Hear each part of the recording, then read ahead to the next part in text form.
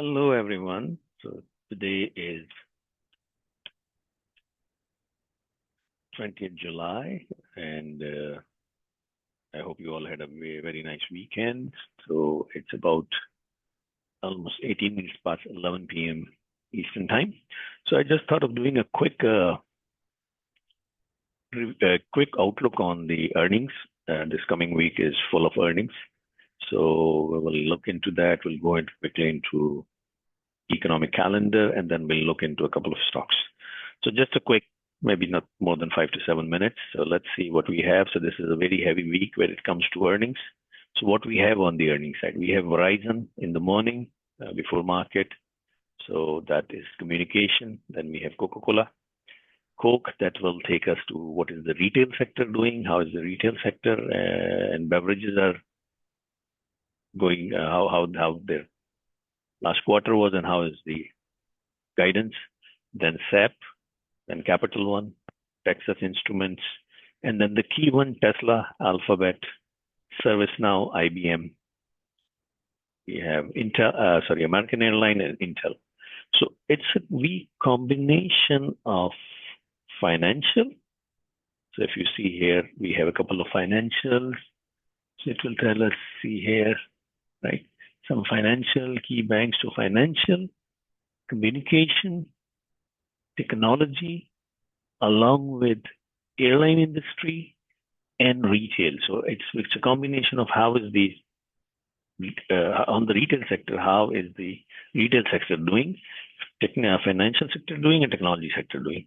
So let's dive into for economic calendar. On the economic front, we do not have a lot, economic data, but the Fed Chair Powell speaks on Tuesday, 8:30. Where is he speaking? Let's see. Due to deliver opening remarks at the Integrated Review of Capital Framework for Large Banks conference hosted by the Federal Reserve, Washington. Right? Is there any Q&A? I don't see that there is any Q&A, but if there is any Q&A, so he's going to give the opening remarks. I doubt that there will be any Q&A, but there will be some impact of what he says, right? Because the topic is Integrated Review of Capital Framework for Large Banks, right? So there will be some impact. Again, when Powell speaks, everybody is very focused, right? Then we have existing home sales. That will be a key number. Unemployment claims on Thursday, and then flash manufacturing PMI, services PMI. So those are the key numbers during the week. Now let's jump into some of the earnings which I would like to show you. And I'll be doing a detailed podcast tomorrow on Tesla and Google. So this is Verizon. Weekly chart, Verizon is sitting at the rising trend line, make or break level, earnings and guidance good. It will pop higher, it will go higher. If it fails, then it has quite a big room to come down. So if it goes higher than 44, 45, if it comes down, then it will be 37, 38. So that's where we are. Let's look at Coca-Cola. So when it comes to Coca-Cola, same thing, weekly chart, we are sitting at the support line. We held the support line here, and then we are basically hovering between two support and resistance lines. So it depends if we're able to hold 68 on the downside post earning, then we can see at least 71. If we fail to break, if we drop below 68, 69, then we have room to at least 65 and probably a little bit more to 64. Let's look at SAP. SAP weekly chart, holding the trend line. If our post earning, it remains above 298, then we have a very good probability of going to 315. If we break to 98, then we are going to fill this gap, which is between 283 to 277.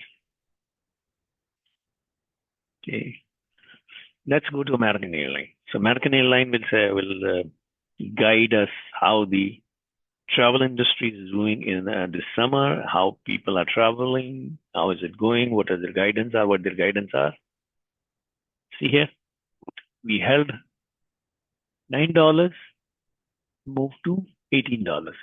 We have a similar situation in the making. We're above $9. We go further.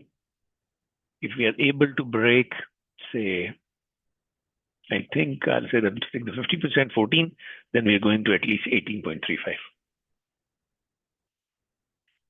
All right, let's look at Texas Instrument. Challenging a strong resistance here. This is the make or break level, which has been going higher for since April 2025, so since April this year. So challenging this level. If we break this one on good guidance and good earnings, then probably we are going into uncharted territory, and then we'll have to reevaluate where are we heading to. Right? Let's see, guys. Let's move. IBM. Weekly chart, holding this trend line. We hold this trend line to go. If we hold this trend line, let's say 288, 284, 283, to go to 294, $10 on the upside. If we fail to break, if we fail to hold, then we have a good probability of coming down to 270 to 275 level. Okay, and then let's look at Intel. So Intel is it's again weekly chart. Intel is trading hovering between 18 to 26, sitting at the midpoint. We hold 22, I would say 2150, 2175 post earnings. We have a good probability of going to 2647. Intel had some job cuts, I think 5,000 job cuts. That's what I remember, something late last week. That's all for now, guys. And yes, another thing. Okay, yeah, which is the weekly market probability. So this I've started sharing. Instead on Sunday, I will do it on Friday. So for this week, 21st looks like Dow is a 47%, 37%, 27% looks like bearish. 22nd looks like mixed, 52, 46, 52 mixed. 23rd looks like 53, 56, 53 bullish. 24th, 42, 49, 50 mixed to bearish. 25th is all across, almost either 60, around 60 or above 60. So bullish.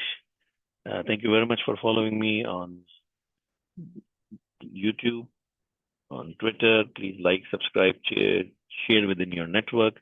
It will help me produce more and more actionable stuff. TWT Learning was formed to provide financial market training and research. We do research. We do research and advisory. If you would like to, let us go through your portfolio with us. We are available, and we do training. I will be announcing this training soon.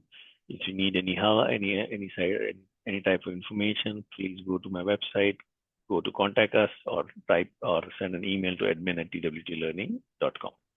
Thank you very much. Have a wonderful evening, and then we'll connect tomorrow. Take care. Bye.